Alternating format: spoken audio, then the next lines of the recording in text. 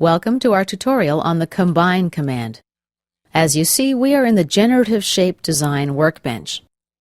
The Combine function is located right here under the Wireframe toolbar and Project Combine sub-toolbar. Okay, let's activate the Combine command and explore its definition window. Under Combine type, we've got two options, normal and along directions.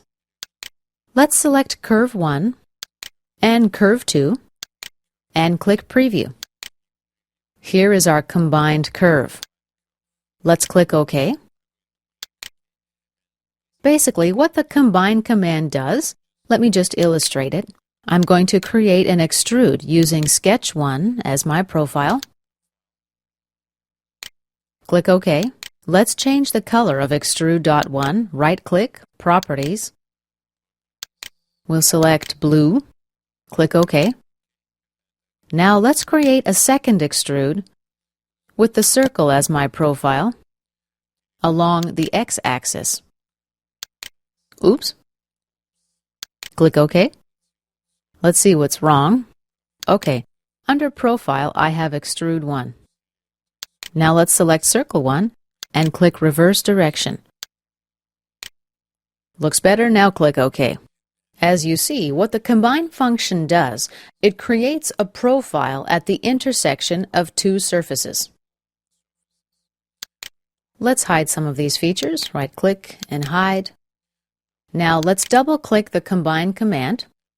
We have the option to choose a nearest solution.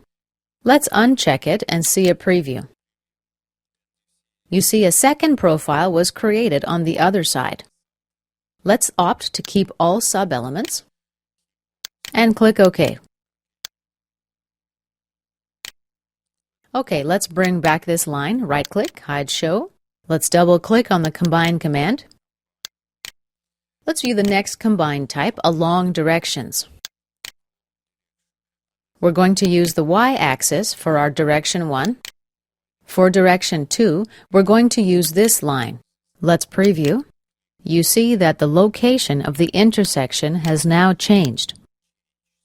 Let's click OK and opt to keep all the sub-elements. And this concludes our tutorial on the Combine command.